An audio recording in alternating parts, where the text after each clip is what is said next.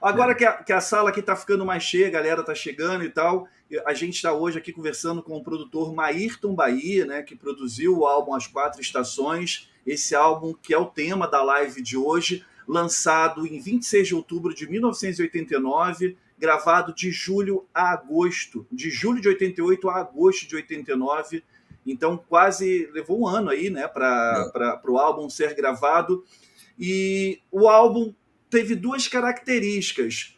Uma, mais uma vez, a crise da criação, né, do Renato Russo, o coisa que já aconteceu no segundo disco ali, que precisava de canções novas, né, para o álbum, e a saída do Renato Rocha.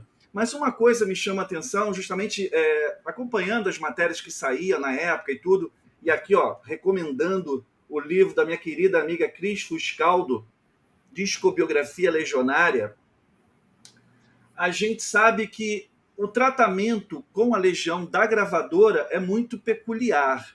Eu estava até conversando aqui nos bastidores com a Juliane, que em outra gravadora a Legião talvez não passasse do segundo álbum. Então, assim, tem o seu papel, Maírton, que é extremamente importante, e eu concordo com a Ju quando ela fala que sem você a Legião não acreditava também. E também tem o Davidson, né, da gravadora, que acreditava muito e não cobrava como as gravadoras tinham por praxe fazer na época. Ah, pô, um ano compondo, usando estúdio, como é que não? Precisa lançar o disco e tal. Por que a Legião tinha isso? Porque vocês reconheciam que sairia algo dali primoroso, diferenciado? Olha, desde aquela fita cassete, né, que era Renato Manfredini, já dava para sentir, né, o pulso, né, a poesia e a maneira como ele interpretava aquelas letras. Então, assim, o Jorge também acreditava muito, né? Foi interessante que, na época, o Jorge ele era um cara que vinha do departamento internacional e ele batia muito nessa tecla de querer renovar, trazer jovem falando para jovem e tal. Então, foi muito importante essa vinda do Jorge, né, para o departamento artístico do Nacional. Legal. Né? Então, o Jorge acreditava, assim, acreditava e estava jogando assim todas as fichas também em cima desse projeto. Né? Então, houve, sim, esse apoio do Jorge também. Não é? E eu já tinha feito muita coisa lá também. Né? Então, assim, tinha alguma credibilidade também com o Jorge, né? Da gente, olha, vamos fazer assim, vamos levar isso para frente. Mas foi Sim. fundamental esse Você apoio. acreditava, né? Em nenhum momento você deixou de acreditar no talento da banda, né? Em nenhum momento. Aí eu sempre digo uma coisa que tem um histórico disso aí. Desses trabalhos todos que eu tinha feito antes, na verdade, para mim foi fundamental fazer essa travessia toda, por falar em travessia, né? Por causa do Clube da Esquina. Sim. Né? Eu aprendi muita coisa com o Clube da Esquina, a maneira como eles trabalhavam. Porque eles, quando chegaram também, eles eram esse ímpeto. Não é? O Aham. pessoal chegou praticamente. Eu entrei em 78, quando estavam fazendo o Clube da Esquina 2, e era um período de adaptação. Era uma mudança de. Meu Deus, meu Deus. Vamos fazer uma live com o Maírton sobre o Clube da Esquina 2. É muita Nossa, tem um monte de emoção, coisa. cara, é muita Eu emoção. sou Ele participou totalmente de fã. tudo que é É o que eu falo bonito. assim, eu fui trabalhar com meus ídolos. Né? Sim, sim. Isso é Então, sensacional. aí, e foi um período de transição que, na verdade, eu falo, não é só uma transição, uma mudança de tecnologia, mas de metodologia. Eles estavam saindo de gravação de 2 canais, comidas que não foi em 2 canais, né? Gravavam depois em 8, indo para o Odeon, na Mira Barreto, para 16 canais.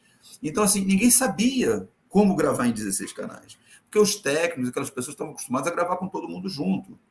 Não é? Então, assim, foi uma grande adaptação de metodologia. Então, ali, eu pude ver que, quando eu entrei, eu já tinha feito, aliás, na verdade, eu estava terminando meu curso de engenharia eletrônica, eu já tinha teoria musical e tal, mas eu achava que a tecnologia era tudo. E vendo esse processo todo de adaptação, de como foi feito Maria Maria, né, que eu olhei, dava uma noite lá, eu olhei, ouvindo, eu estava no Estúdio 2, ouvindo na mixagem Maria Maria, fui lá para ver, o Máriozinho tinha acabado de ouvir Maria Maria, saiu, largou, falou assim, você trabalhei? Falei, estou começando, então guarda essa fita aí, desliga tudo e guarda. Falei, pô, guarda nada, eu estou com Maria Maria aberto em todos os canais ali, né? Passei a noite ouvindo, né, o multitrack.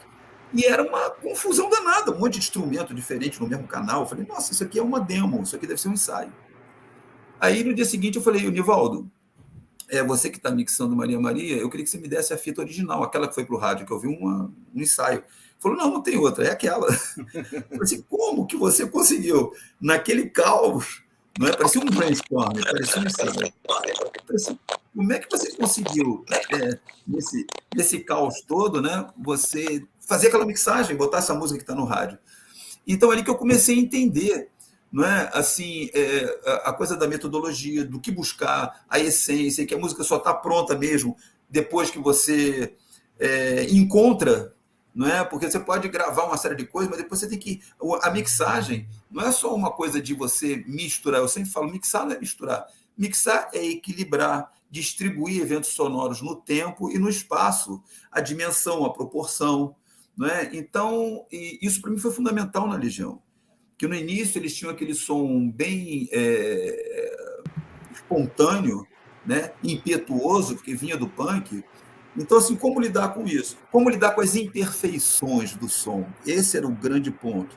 Então, no Clube da Esquina, eu pude ver que a imperfeição não é necessariamente uma incompetência técnica. A imperfeição é emoção. A emoção é imperfeita. Né? Quando você limpa o som, você joga a emoção no lixo. Você começa a criar clichês, a substituir aquilo que é essencial pelo clichê, pelo padrão. Né? Então, quando eu me comprometi com a Legião, com aquilo que eles podiam fazer, com aquilo que eles sabiam, de respeitar a identidade e também transformar aquilo num produto fonográfico, eu falei, eu tenho que trabalhar com a imperfeição. A imperfeição não é uma incompetência técnica, ela é emoção. Agora, para ela servir, para ela funcionar, essa imperfeição para funcionar, ela tem que estar dentro de um contexto. O contexto todo tem que fazer sentido, senão fica incompetência mesmo. Não é? Então, você saber exatamente o que é relevante, o que é emoção ali que eu não posso limpar e o que é uma coisa que eu posso arrumar, ajeitar, usar o conhecimento tecnológico, fonográfico, mas sem perder a essência. Não é? Então, isso eu observei muito do Clube da Esquina, dessa transição do 2 canais, 4 canais para o multitrack. Então, foi fundamental esse trabalho, esse convívio com o pessoal do Clube da Esquina. Eu tinha feito 14 Bits também, que era a primeira banda progressiva nacional. Somos todos fãs do 14 Bits. Muito, né?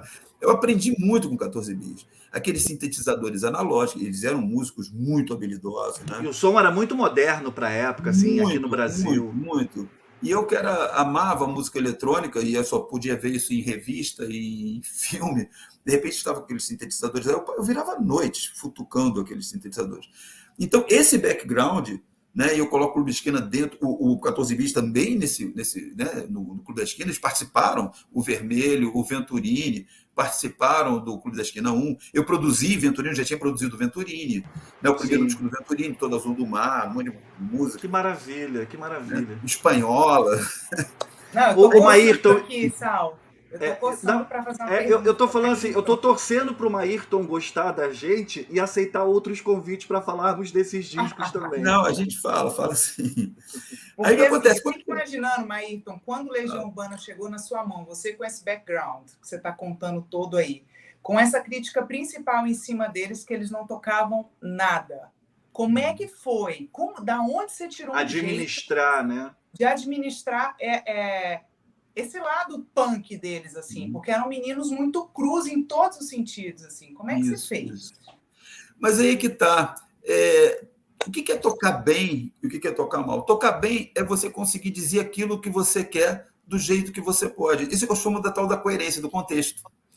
Se o contexto está todo encaixado, por exemplo, se eu estou falando uma letra super agressiva, uma letra forte, estou cuspindo marimbondo, não faz sentido daqui para cima eu estar intenso e daqui para baixo com a mão toda certinha, as notas limpinhas, tudo no lugar bonitinho, arrumadinho, entendeu? Porra, eu estou falando, cuspindo marimbondo, eu estou lá, pá, pá, pá, umas notas vão sair, outras vão sujar, a coisa não vai ficar perfeitamente dentro da harmonia. Que harmonia? Eu estou enfesado, eu estou com raiva do mundo, eu estou cuspindo, vou fazer harmonia bonitinha? De jeito nenhum. Né? Então, assim, tem que estar coerente. Então, se o som está sujo, mas está coerente com a maneira como o intérprete está cantando aquela letra, e com aquela letra toda, como você está discutindo com alguém, sua voz estoura, você fica rouco, você gagueja, né? Então, tudo isso é o que eu falo da imperfeição. Perfeito. Se a imperfeição está coerente com todo o contexto, né, não tem como você ser perfeito no momento em que você está realmente sendo você, integralmente. Né? Porque você está sendo você com o teu coração, com a tua respiração, com o teu gesto, né? E como é que eu estou com o meu gesto, né, na guitarra assim e vou tocar todo preso para ficar todas as notinhas bonitinhas? Então é esse o contexto, né? É você buscar a coerência entre o que está sendo dito, o que está sendo cantado, da maneira como está sendo cantada.